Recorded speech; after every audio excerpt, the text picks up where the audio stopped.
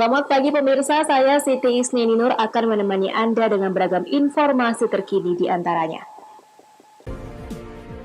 Pembagian BST di Tebing Tinggi melanggar protokol kesehatan. Warga terjaring razia masker di Pematang Siantar tidak hafal butir Pancasila. KPUD Simalungun tetapkan 636.303 DPT di Pilkada 2020. Selain cuplikan berita tadi, kami juga akan menghadirkan beragam informasi lainnya. Pemirsa, kita jelang Sumut hari ini pagi selengkapnya.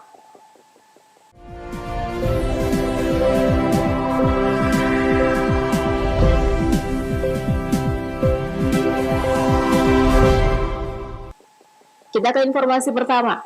Pemirsa, pembagian bantuan sosial tunai dari Kementerian Sosial yang disalurkan melalui kantor pos memasuki tahap yang ke-7. Namun terlihat banyak pelanggaran saat pembagian bantuan tersebut.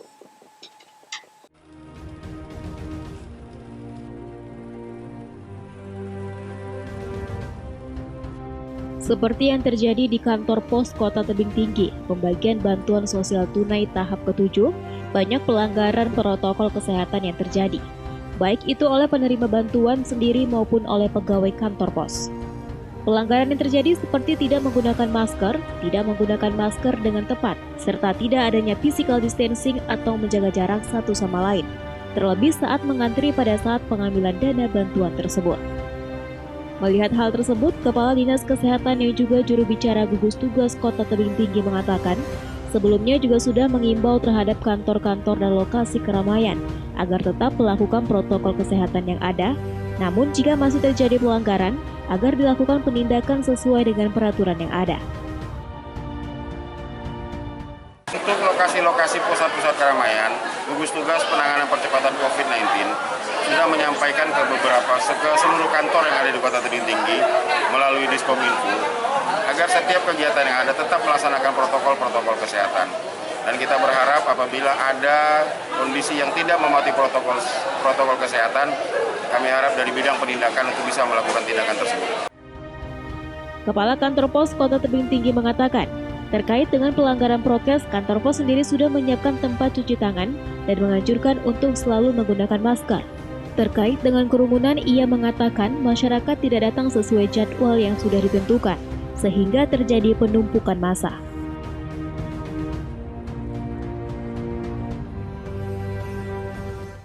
Yang saat ini kita salurkan untuk tahap 7 ada sekitar 47.625 KPM untuk wilayah Kota Tebing Tinggi, Serdang Bedagai, dan sebagian daerah di Serdang.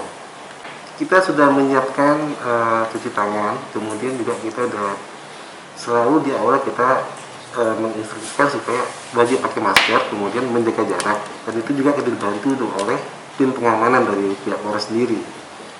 Cuman terkadang ada masyarakat yang tidak datang pada jadwal yang telah ditentukan, sehingga kesannya ada penumpukan dan berdesak-desakan. Padahal itu udah diatur, Pak. Kita udah atur jadwal per jam sesuai desanya, cuman karena datangnya itu di luar jadwal, terkesannya ramai dan berdesakan. Tapi pada saat pembayaran kita tertib karena juga dibantu oleh pihak pengawalan dari Polres.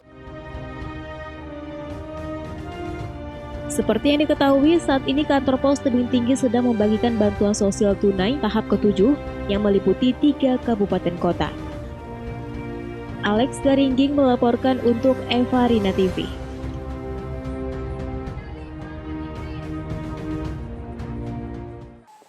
Sementara itu, pemirsa, pasangan suami istri di Asahan, Sumatera Utara mengambil paksa jenazah balita mereka yang meninggal dunia akibat terpapar COVID-19 dari Rumah Sakit Umum Daerah Haji Abdul Manan Simatupang Kisaran untuk dimakamkan sendiri.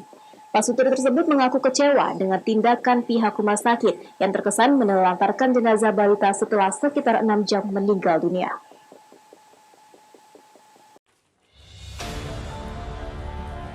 Dengan dibantu orang tuanya Mahyudi, 28 tahun, dan istrinya Erawati, 25 tahun, membawa sendiri jenazah Yura Salsabil keluar dari Rumah Sakit Umum Daerah Haji Abdul Manan Simatupang Kisaran Asahan, Sumatera Utara. Pasangan suami istri warga Jalan Budi Utomo, Kelurahan Si Umbut-Umbut Kisaran ini dengan cara paksa mengambil jenazah balita berusia 7 bulan itu dari ruang isolasi tempat perawatannya. Dengan menggunakan mobil yang telah mereka siapkan, Pak Sutri bersama keluarganya langsung membawa pulang jenazah balita yang divonis pihak rumah sakit meninggal dunia akibat terpapar COVID-19. Selanjutnya jenazah bayi itu langsung mereka semayamkan di rumah duka. Pasangan suami istri itu mengatakan tindakan tersebut merupakan bentuk kekecewaan mereka dengan sikap pihak rumah sakit. Selain itu, pihak rumah sakit juga terkesan menelantarkan jenazah anaknya, padahal balita itu telah meninggal dunia selama lebih kurang 6 jam. Ini tadi kenapa dibawa paksa dari rumah sakit, Bang? Alasannya kenapa tadi? Udah kecewa, Bang, pertama kali nggak ada kejelasan dari rumah sakit. Kapan pulang nggak tahu. Ditahan itu kenapa sama mereka tuh dinyatakan apa gitu anak kita? Covid itu alasan orang tuh nggak boleh bawa pulang, nunggu alasan dari orang itulah. Mau di apa itu mayat itu, tak mau dibungkus tak cemana. Nah, itulah alasan mereka itu. Setelah itu udah nggak ada lah masuk orang itu. Anak kita ini masuk rumah sakit kenapa, Bang? Demam aja, Bang. Demam yang cerat itu kan. Sempat gara-gara jatuh awalnya gitu. Iya. Jatuh di rumah tidur lah. tadi jatuhnya kapan, Bang? 3 hari yang lalu. Sementara pihak RSUD mengatakan, vonis COVID-19 terhadap balita itu sesuai hasil pemeriksaan medis yang dilakukan dokter spesialis anak yang juga dokter penanggung jawab pasien rumah sakit tersebut. Selanjutnya pihak rumah sakit langsung melaksanakan prosedur penanganan jenazah balita itu sesuai protokol penanganan pasien COVID-19. Selain mengisolasi jenazah balita, pihak rumah sakit juga melaporkannya ke gugus tugas COVID-19 Asahan untuk dimakamkan sesuai protokol kesehatan COVID-19. Terkait pengambilan paksa oleh keluarga, pihak rumah sakit tidak memberikan komentar karena tindakan tersebut di luar konsep mereka. Lari katanya, ya itu sudah di luar kuasa kita, ya kan? Kita sudah lapor gugus tugas, jadi gugus tugas itu sebenarnya dia melapor nanti ke camat sama kelurahan. Camat itu mengambil polisi setempat, dilapor. Kita kan prosedur kita jalankan. Perkara dia mau maksa itu, kita bukan mau bertumbuk di rumah sakit kan? Kan kita punya prosedur. Taufik melaporkan untuk Evarina TV. Informasi berikutnya pemirsa, cegah penyebaran COVID-19 di kawasan pesisir Belawan. Rabu pagi, petugas tim gabungan menggelar razia di jalan lintas Medan Belawan. Dalam razia ini, petugas mengamankan puluhan warga yang tidak menggunakan masker dan langsung dibawa ke kantor Polsek Medan Labuhan.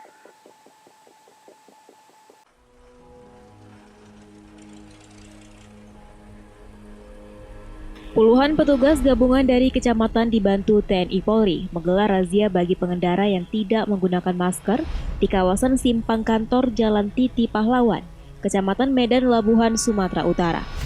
Razia yang digelar secara dadakan ini tidak seorang pun pengendara dan pejalan kaki yang lolos dari razia, guna menekan angka penyebaran COVID-19 di kawasan pesisir Belawan.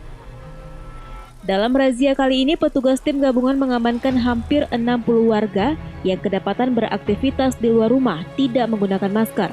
Langsung dibawa ke Polsek Medan Labuhan guna pendataan dan memberikan efek jera.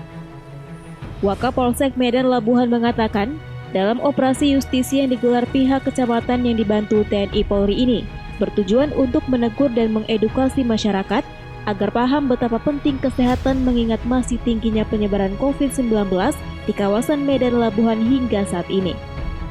Razia ini juga nantinya akan memberikan efek jera kepada warga berupa denda.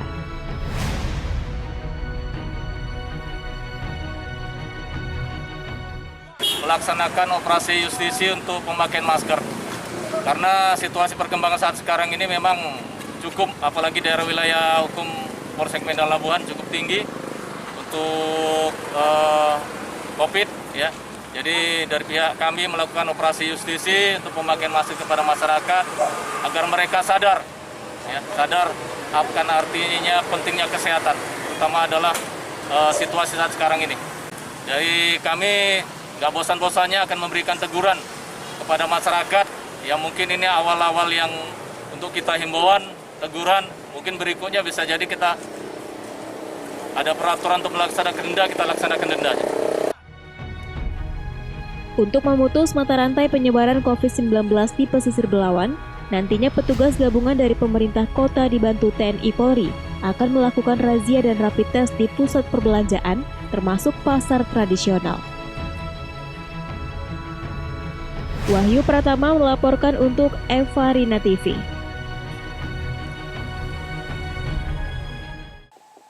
Sejumlah informasi menarik lainnya akan hadir setelah jeda berikut. Tetaplah bersama kami.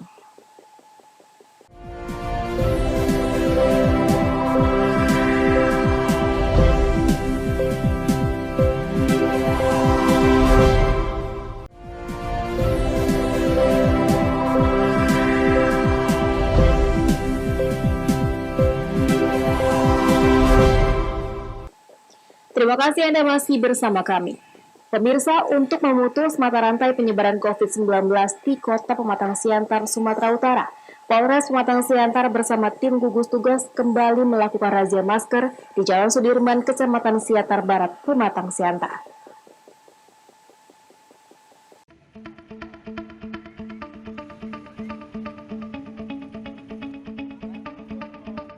Rabu, 21 Oktober 2020, personel Polres Pematang Siantar bersama tim gugus tugas dan TNI melakukan razia masker di depan Mako Polres Pematang Siantar di Jalan Sudirman dan Jalan Sutomo, Pematang Siantar. Dalam operasi justisi ini, petugas merazia pengendara yang tidak menggunakan masker, baik pengendara roda 2, roda 4, dan angkutan kota. Namun selama operasi justisi berlangsung, petugas masih menemukan masyarakat yang mengabaikan protokoler kesehatan. Masih ada sejumlah pengendara roda 2 yang terkena razia tidak mengenakan masker. Pelanggar protokoler kesehatan tersebut dikenakan sanksi membacakan Pancasila. Namun masih ditemukan masyarakat yang tidak hafal dengan Pancasila. Ibtu Zulkarnain selaku perwira penanggung jawab menyampaikan, selain merazia masyarakat yang tidak menggunakan masker, pihaknya juga menyampaikan edukasi tentang pentingnya menjalankan protokoler kesehatan untuk kepentingan bersama. Operasi Amanusa 2 Polres Pematang Siantar, yaitu gabungan dari Babinsa, Babinsa Kodim 0207 Simalungun, dan dari Dinas Kesehatan Kota Pematang Siantar melaksanakan operasi justisi di simpang Jalan Sudirman dan Jalan Sutomo untuk protokol kesehatan, pendisiplinan protokol kesehatan kepada warga masyarakat, yaitu terutama yang mengendarai kendaraan ataupun yang penumpang angkot. Jadi kami melakukan pendisiplinan terhadap masyarakat agar tetap melakukan atau menggunakan masker guna mencegah perkembangan COVID-19 di wilayah Kota Pematang Siantar. Demikian.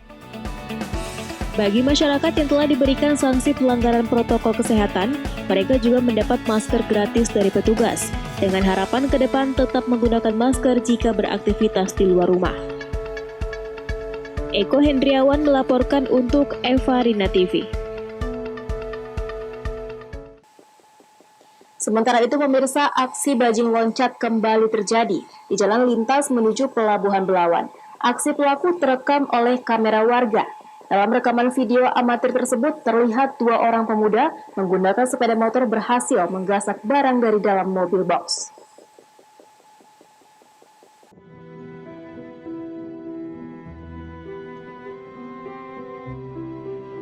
Dalam rekaman video amatir yang diabadikan salah seorang pengendara sepeda motor, terlihat aksi 2 orang pemuda merupakan komplotan bajing loncat, sedang menggasak isi barang bawaan mobil box yang melintas di perbatasan Medan Helvetia dan Medan Labuhan, Sumatera Utara.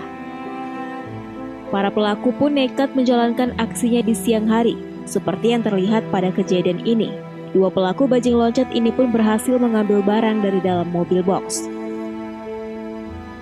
Tidak ada efek jera bagi pelaku pencuri dan banyaknya penada barang hasil curian menjadi salah satu penyebab tingginya angka kejahatan jalanan di sejumlah kota di Sumatera Utara. Salah seorang sopir truk berharap kepada petugas kepolisian untuk menangkap para pelaku bajing loncat yang kian menjamur di persimpangan jalan kawasan industri modern dan Belawan yang sudah meresahkan para sopir.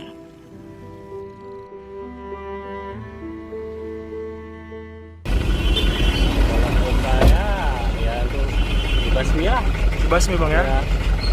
Yang di jalan-jalan tuh kan. Biasanya banyak bajing itu di daerah mana bang? Di Kim ya? Kim. Selain itu bang? Lawat. Wahyu Pratama melaporkan untuk Eva Rina TV.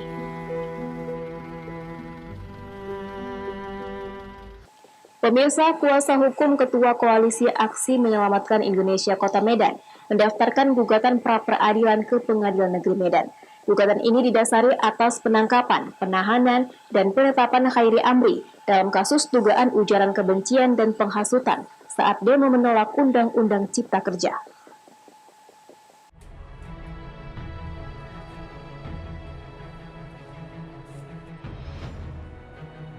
Menjadi kuasa hukum Khairi Amri yang merupakan Ketua Koalisi Aksi Menyelamatkan Indonesia Kota Medan, Mahmud Irsad Lubis, bersama Korps Advokat Alumni Universitas Muhammadiyah Sumatera Utara, mendatangi Pengadilan Negeri Medan guna mendaftarkan gugatan pra-peradilan. Pendaftaran gugatan pra-peradilan ini guna menanggapi proses penangkapan kliennya yang diduga terdapat kesalahan prosedur yang dilakukan oleh pihak kepolisian.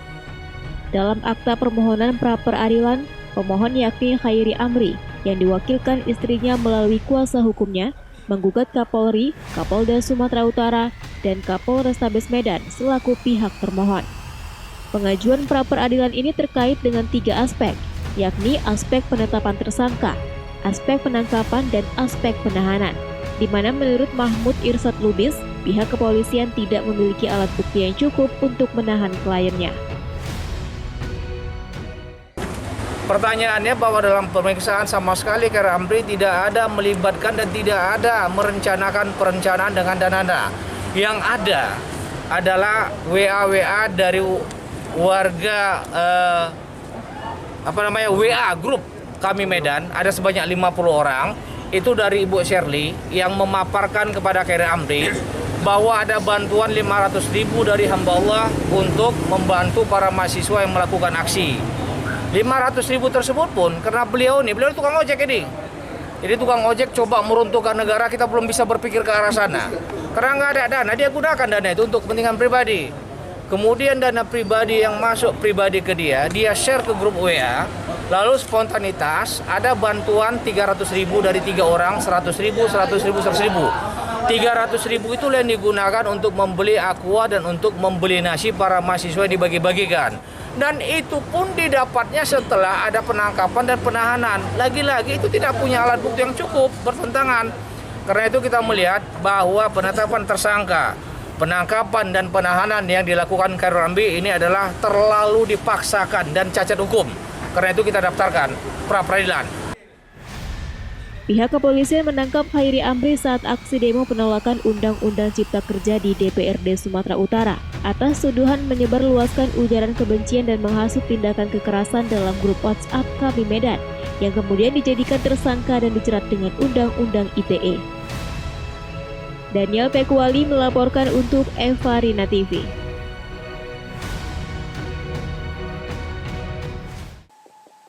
Semut hari ini masih akan kembali sesaat lagi, tetaplah bersama kami.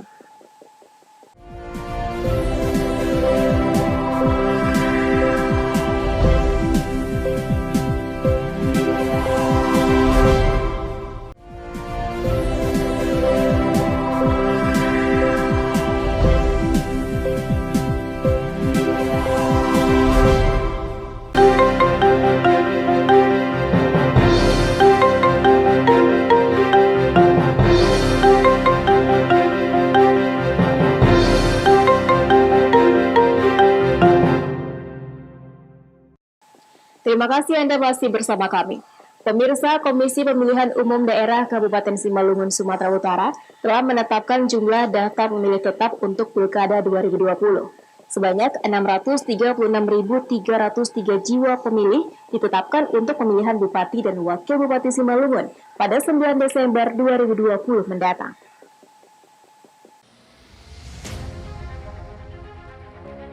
Komisi Pemilihan Umum Daerah Kabupaten Simalungun, Sumatera Utara telah menetapkan jumlah daftar pemilih tetap untuk pemilihan Bupati dan Wakil Bupati Simalungun pada 9 Desember 2020 mendatang.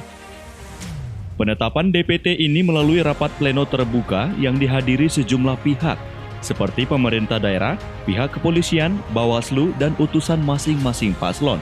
Setelah melalui proses panjang tahapan pemutakhiran daftar pemilih, maka ditetapkan sebanyak 636.303 jiwa pemilih. Melalui situs resmi KPUD Simalungun mencatat, dari total jumlah DPT yang telah ditetapkan tersebut, terdiri dari 315.562 pemilih laki-laki dan 320.741 pemilih perempuan. Sementara untuk jumlah tempat pemungutan suara di Simalungun sebanyak 1.992 unit yang tersebar di 32 kecamatan dan 413 nagori dan kelurahan.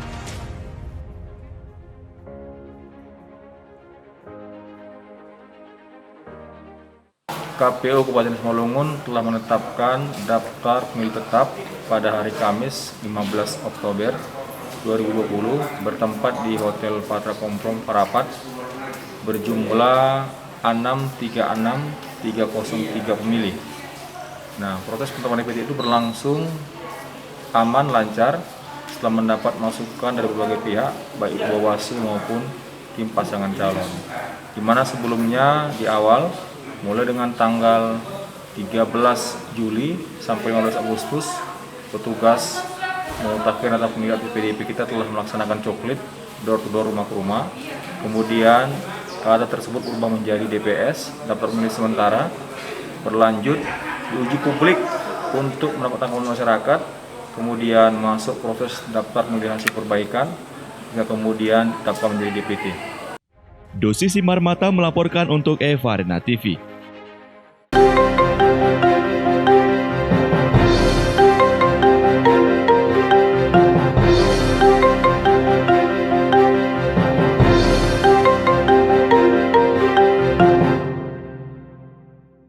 Informasi menarik lainnya pemirsa. Pelajar sekolah lanjutan tingkat pertama Pangkal Pinang, Provinsi Bangka Belitung mengikuti kompetisi Pekan Kebudayaan Nasional Daring Kementerian Pendidikan dan Kebudayaan pada Rabu 21 Oktober 2020. Dalam PKN, pelajar tersebut memperlombakan permainan olahraga tradisional seperti egrang juga bakiak. Sebanyak 7 pelajar sekolah lanjutan tingkat pertama SLTP Kota Pangkal Pinang, Provinsi Bangka Belitung, mengikuti kompetisi Pekan Kebudayaan Nasional PKN Daring oleh Kementerian Pendidikan dan Kebudayaan Rabu 21 Oktober 2020. PKN Daring memperlombakan permainan olahraga tradisional seperti bermain egrang juga bermain bakiak. Kompetisi egrang halang rintang diikuti pelajar putra berusia di atas 13 tahun dengan egrang berbahan bambu atau kayu setinggi 2,5 meter. Dengan melewati 4 pos rintangan meliputi pos ban motor, pos zigzag, dan pos naik turun papan titian serta lari cepat. Sedangkan untuk penilaian dilihat dari waktu tercepat, kreativitas wahana lomba, dan keunikan. Alhamdulillah, Bangka Belitung untuk PKN atau Pekan Kebudayaan Nasional kita bisa mengirimkan tim permainan rakyat dan olahraga tradisional tingkat nasional nantinya. Dari target yang diinginkan oleh pusat yaitu 4, kita hanya bisa mengirimkan 3 cabang saja. Jangan sampai anak-anak dengan kemajuan teknologi yang cukup canggih, maka kita arahkan olahraga tradisionalnya yang sudah cukup lama ditinggalkan. Sekarang kita bangkit kembali, biar anak-anak tidak terpengaruh dari zaman-zaman yang sekarang. Jadi kita mulai mereka kita arahkan ke yang positif untuk permainan tradisional. Adapun untuk hasil lomba akan diumumkan oleh Panitia Pekan Kebudayaan Nasional pada 1 November 2020 mendatang. Dari Pangkal Pinang, Bangka Belitung, Merianti, Kantor Berita Antara mewartakan. Pemirsa, demikianlah rangkaian informasi dalam Sumut hari ini pagi. Saya Siti Isneninur mewakili kerabat kerja yang bertugas pamit undur diri. Terima kasih atas kebersamaan Anda dan sampai jumpa.